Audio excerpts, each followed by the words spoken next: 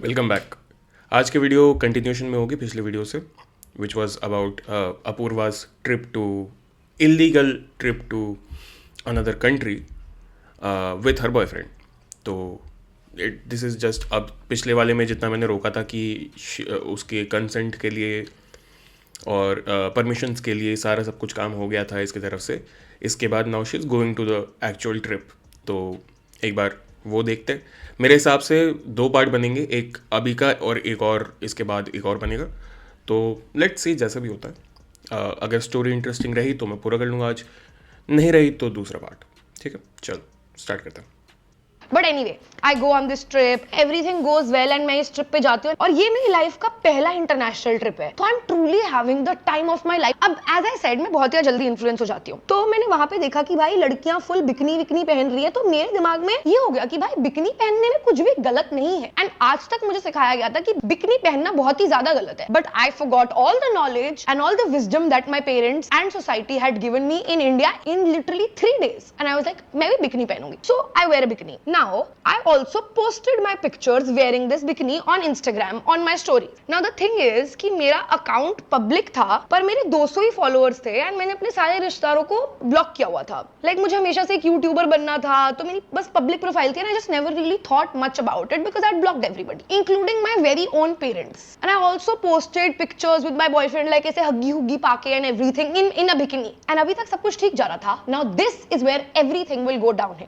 Basically मैं India वापस आ रही हूँ और हमारी कनेक्टिंग फ्लाइट है वाया थाईलैंड और हमारा लेओवर है 6-7 घंटे का। तो एवरीबॉडी डिसाइडेड कि जब थाईलैंड में फ्लाइट रुकेगी, क्योंकि हम लोग रात में जा रहे हैं, हम बाहर निकल जाएंगे, हम थाईलैंड की नाइट लाइफ देख के आएंगे बिकॉज ऑब्वियसली थाईलैंड की night life is insane and her college का बच्चा थाईलैंड की नाइट लाइफ एक्सपीरियंस करना चाहता है। तो हम लोग जैसे ही लैंड करते हैं, हम अपना इमिग्रेशन वगैरह करते हैं and we get out. Now मेरा फोन ऑफ हो गया था फ्लाइट में एंड मुझे लगा था कि इंडिया में भी रात ही हो रही है, मम्मी पापा मुझे कॉल नहीं करेंगे। सो मैंने अपना फोन बंद रहने दिया कि ठीक है, मुझे नहीं डालना चार्जिंग पे, मेरा बंदा है ही मेरे साथ, ये मेरा ध्यान रखेगा। तो क्योंकि मेरा फोन ऑफ है, मैं मेरे बॉयफ्रेंड को बोलती हूँ कि भाई मैं तेरे फोन में अपना इंस्टाग्राम चलाना है, मुझे 2 minute. And he had my Instagram locked in because हम वो वाले कपल थे जिनके पास कुछ भी छुपाने के लिए नहीं है, तो हम एक दूसरे को अपना पासवर्ड दे के रखते थे व्हाटएवर। तो मैं अपना अकाउंट खोलने की कोशिश करती हूँ and it says that you have been locked out. तो मैंने बोला that's suspicious, that's weird, but I didn't think much of it. तो मैंने बोला कि मैं एक बार अपने बंदे के अकाउंट से अपना अकाउंट खोल के देख लेती हूँ कि किसी ने उड़ा तो नहीं दिया मेरा account. So my account exist, it was called 53 but you still look up to me और something. But the problem is my DP is deleted. All my bikini pictures are deleted. My bio, which had something like sunsets and tequila type kuch bio, is deleted. All of my pictures with my boyfriend are deleted. All of my pictures of going on a night out deleted. All of my highlights deleted. तो मुझे लगा कि ये तो बहुत ही अजीब है, like why would a hacker do this. But again I had 200 followers, so I didn't think much of it. तो मैंने बोला कि मैंने अपना एक बार फोन चार्ज पे लगाती हूँ और देखती हूँ कि क्या हुआ है मेरे अकाउंट के साथ। So I put my phone on charge and I log in to my account and I have 300 miss calls from my mom, text saying कि जब तू दिल्ली लैंड हो रही है, दिल्ली से तू डायरेक्ट घर आएगी, call me as soon as you get this, I need to speak to you, ये वो कहाँ है, किसके साथ है। हमारे ज़िंदगी में एक ना एक बार तो ऐसा कभी ना कभी हुआ ही है कि ये जो पैनिक की बात कर रही है, ये भयंकर सा पैनिक सेट हो गया हो अंदर। बाप का कॉल, माँ का कॉल 6 7 8 9 10 बार आ गया हो और बस तुम्हें पता है कि अब तो हो गया, अब तो हो गया जो होना है। इसके बाद अपना वो पोकेमॉन बांधो, निकलो। I'm like, okay, because my mom is also like very panicky. Like अगर मम्मी को, अगर मैं ना उठाऊं 3 घंटे फोन तो my mom loses her shit.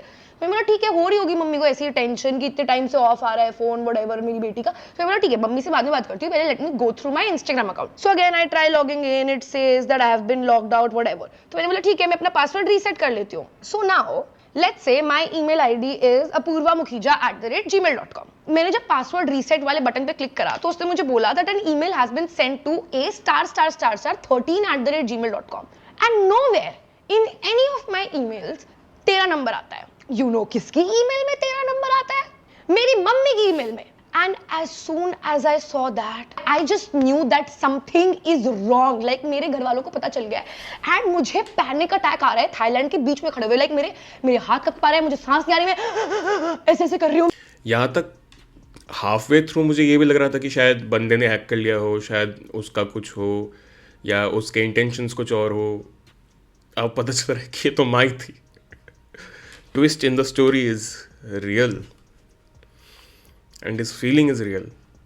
वहां पे लोग स्ट्रीट पे कपड़े बेच रहे हैं चिल्ला चिल्ला के, and in the middle of all that मैं रोए जा रही हूँ। और मैं मेरे बंदे को बोल रही हूँ कि भाई माय पेरेंट्स विल किल मी, मेरी जिंदगी तबाह हो जाएगी, मेरी जिंदगी बर्बाद हो जाएगी, मैं कभी अपने घर से बाहर नहीं निकल पाऊंगी अगर उन्हें पता चल गया कि मेरे पास एक बंदा है और मैं इसे बिकनी बिकनी में फोटो डाल रही हूँ। ही इज लाइक अपूर्वा, वो तेरे ही माँ बाप है, समझ जाएंगे, उनसे प्यार से बात करके देखना एंड बोल देना कि हम एक दूसरे को प्यार करते हैं।